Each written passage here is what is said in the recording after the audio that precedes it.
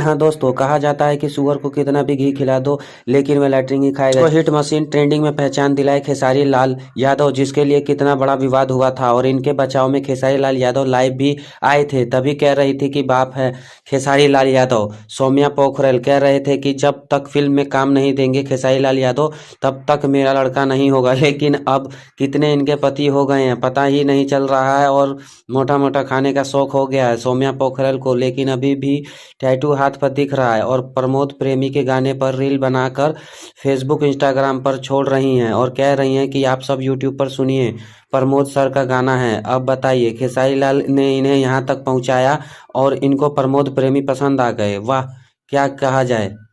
आप क्या कहना चाहेंगे सौम्या पोखरेल के बारे में? कमेंट बॉक्स में ज़रूर बताइएगा। मिलते हैं अगली वीडियो में, तब तक के लिए अपना ख्याल रखें। धन्यवाद।